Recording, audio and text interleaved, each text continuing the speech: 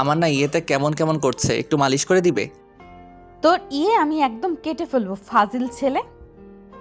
আমার ইয়ে কেটে ফেললে তোমার ভালো লাগবে? আমার ইয়ে কেটে ফেললে তো তোমারই সমস্যা হবে, তাই না? কি সমস্যা হবে?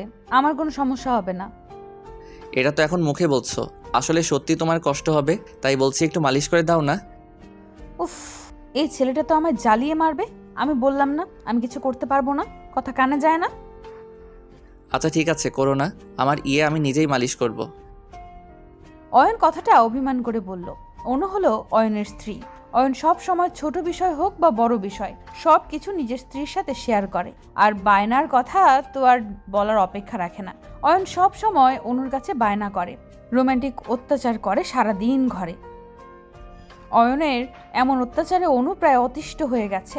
এমনটা মনে হলেও আসলে কিন্তু তা নয়। অনু নিজেই চায় অয়ন তাকে অনেক জ্বালাক, আর অনু সব সময় অয়নকে ঝাড়ি দিক।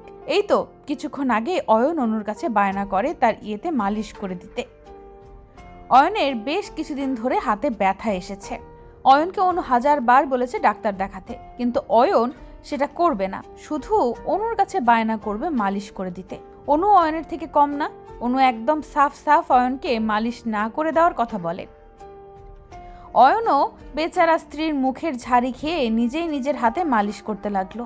অনু আর চোখে অয়নের কাজগুলো দেখতে লাগলো। অয়ন নিজের হাতে মলম মালিশ করছে। অনু মুচকি মুচকি হাসি দিয়ে বিছানা থেকে উঠে সোফায় এসে অয়নের পাশে বসলো। অয়নকে উদ্দেশ্য করে অনু মুচকি হাসি হেসে বলতে লাগলো, কি গো, মালিশ হয়েছে তোমার ইয়েতে? যাও, আমায় বিরক্ত করো না, আমি জরুরি কাজ করছি। এই মালিশ করাটা কি এতটাই জরুরি যে আমায় এড়িয়ে যেতে হবে? হ্যাঁ জরুরি তো, তোমার কাছে তো আমার জন্য সময় হয় না, তাই তোমার জন্য আমার কাছে একটু সময় নেই। উলি বাবালি, তাই? একটুও সময় নাই? হুম নেই, আমায় কাজ করতে দাও তো। দাও, আমি করে দিচ্ছি। তবুও তো তুমি ডাক্তার দেখাবে না, তাই তো?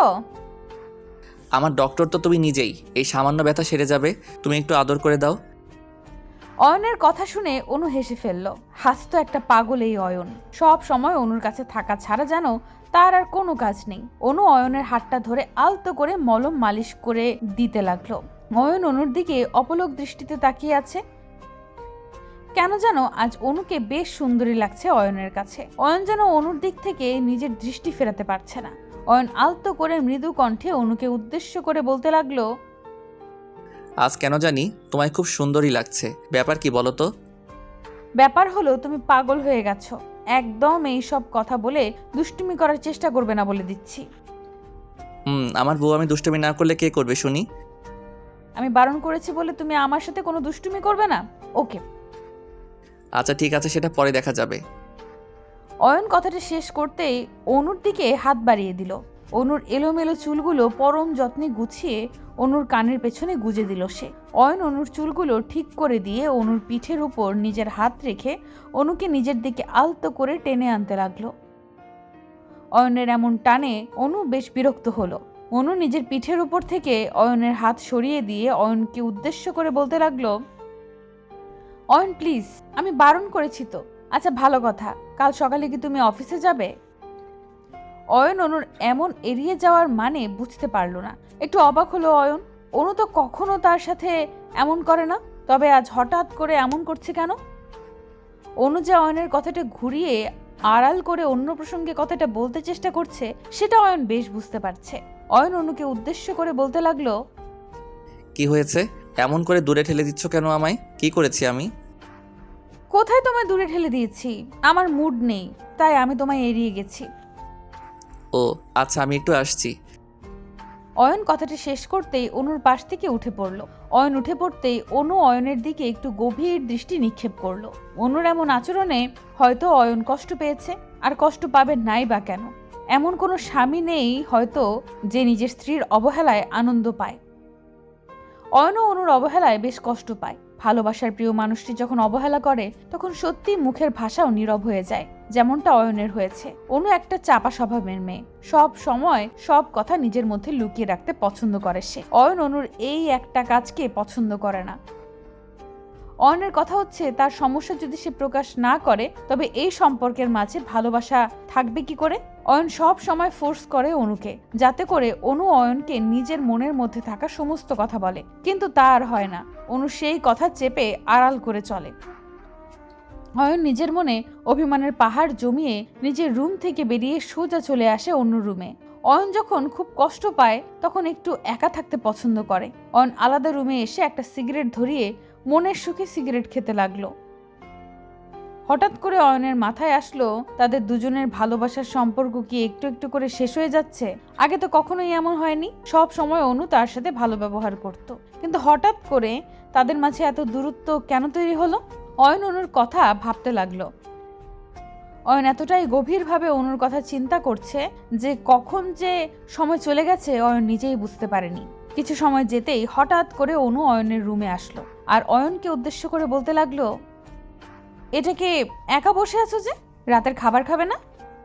না, আমার কিছু খেতে ইচ্ছে করছে না, তুমি খেয়ে নাও। ইচ্ছা করছে না কেন? কি হয়েছে? তেমন কিছু না, তুমি যাও খেয়ে নাও। অয়ন কথাটা শেষ করতেই আবার একটা সিগারেট নিজের ঠোঁটের কোণে গুজে নিয়ে বসে থাকলো। অনু বুঝতে পারছে তার ব্যবহারে অয়ন কষ্ট পেয়েছে, তাই তো খাবার না খেয়ে বসে আছে। অনু আর কিচ্ছু বলল না, সোজা অয়নের রুম থেকে বেরিয়ে চলে যায় তাদের রুমে। অয়ন রাতের দিকে একটু বেশি লেট করে রুমে আসে। রুমে আসতেই অয়ন নিজের বিছানায় শুয়ে পড়ে। অনুও অয়নের পাশে শুয়ে আছে। অয়ন অনুর দিক থেকে মুখ অন্যদিকে ঘুরিয়ে শুয়েছে। অনুরও মনটা খারাপ হয়ে আছে, কারণ অনু সবসময় অয়নের বুকে মাথা রেখে ঘুমায়, কিন্তু আজ আর অয়নের বুকে সে মাথা রাখতে পারল না। অয়ন অভিমান করে শুয়ে আছে। অনু আরো কিছু সময় অপেক্ষা করে অয়নকে পেছন থেকে জড়িয়ে ধরল। অনু অয়নকে জড়িয়ে ধরতেই অয়ন দ্রুত গতিতে অনুর থেকে নিজেকে ছাড়িয়ে নিল। অয়ন অনুর হাত সরিয়ে দিয়ে অনুকে উদ্দেশ্য করে বলতে লাগলো, এসব কি করছো? আমার ভালো লাগছে না, ঘুমাও। কি হয়েছে তোমার? রোজ তো আমায় নিজের বুকে নাও, আজ বুকে নিলে না, অন্যদিকে মুখ করে শুয়ে আছো। এমন কেন করছো? তোমার এমন কাজে আমার যে কষ্ট হয়। কষ্ট কাকে বলে সেটা তুমি জানো? আমায় এড়িয়ে যখন চলেছো তখন ঠিক আমায়ও এমন কষ্টটাই হয়েছে। আসলে অয়ন, আমার না আজ। থাক না, আর কিছু বলতে হবে না, আমি বুঝতে পারছি। আমি অনেক ক্লান্ত, আমায় ঘুমাতে দাও। অয়নের কথা শেষ হতেই অনু চুপ করে যায়। অনু অয়নকে কিছু বলতে চেয়েছে, কিন্তু অয়ন অনুর কোনো কথা শুনলো না। আর শুনবেই বা কেন?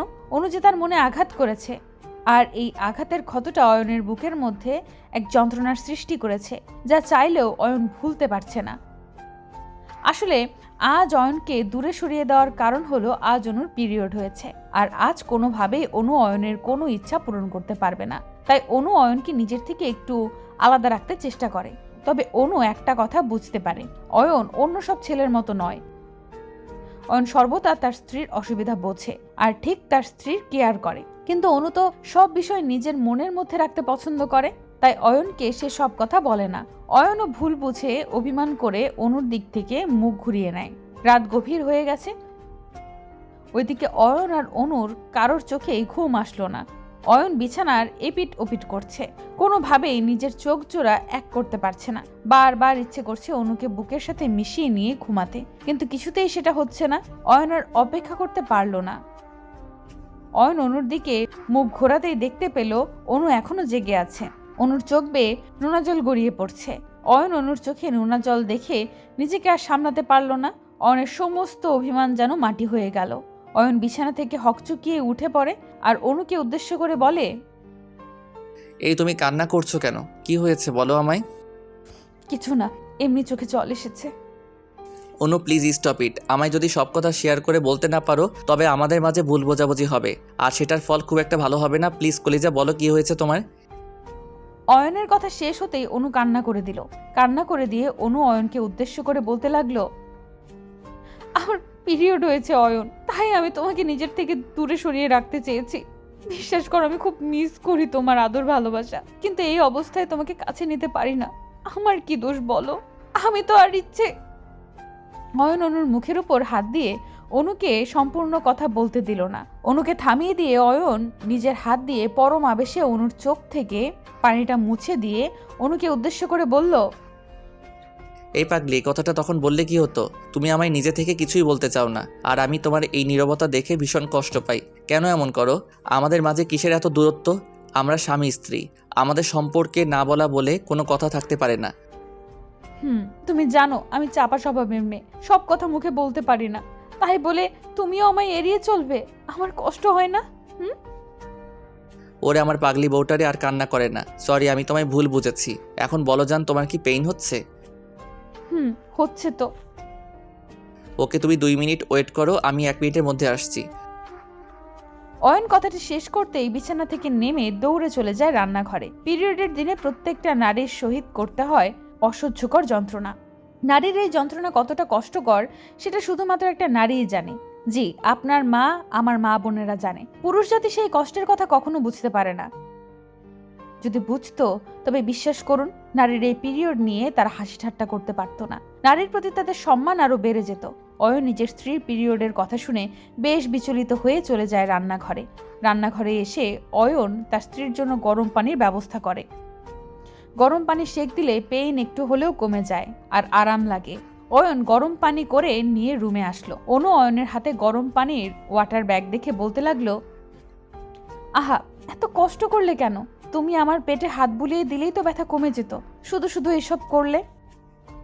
শুধু শুধু না, এটা পেটে দিলে তোমার আরাম লাগবে, আর আমি তোকে তোমার পেটে হাত বুলিয়ে দিবই। দেখবে তুমি খুব দ্রুত ভালো হয়ে যাবে। পাগল একটা, তাড়াতাড়ি আমার কাছে এসো তো, অনেক কাজ করেছো, আসো একটু চুমু দেই তোমায়। না, লাগবে না চুমু। আমার ইয়েতে একটু মালিশ করে দিতে চাওনি, এখন দরদ দেখানো হচ্ছে? ফাজিল, আবার ইয়ে বলে? এটাকে হাত বলে, হাত। সে তাই বলুক, আমি তোমার কাছে আসছি না, এটাই হলো আসল কথা।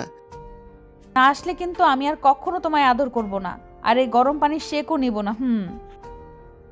ওরে আমার কলিজা দেখে আমায় ব্ল্যাকমেইলও করে। আসছি জান, তোমার কাছে না এসে আমি কি থাকতে পারি? অয়ন কথাটা বলতে বলতে অনুর কাছে চলে আসে। অনুর পেটে গরম পানির ব্যাগটা রেখে শেক দিতে থাকে অয়ন। অনুও পরম আবেশে অয়নের হাত নিজের পেটের উপর চেপে ধরে আছে। অয়ন অনুর সাথে গল্প করছে। ভালোবাসা এমনই হয়, প্রিয়জনের অসুস্থতায় দূরে নয়, বরং প্রিয়জনের কাছে থেকে প্রিয়জনকে সময় দিতে হয় আর একটু প্রিয়জনের কেয়ার। একটা নারী সব সময় তার স্বামীর থেকে অনেক ভালোবাসা আর কেয়ার দাবি করে। নারীর চাহিদা খুব কম, ওইটুকুই। সেই সামান্যটুকু চাহিদাও অনেক সময় পূরণ হয় না। অবশেষে বলতে চাই, ভালো থাকুক এমন সব কেয়ারিং ভালোবাসাগুলো।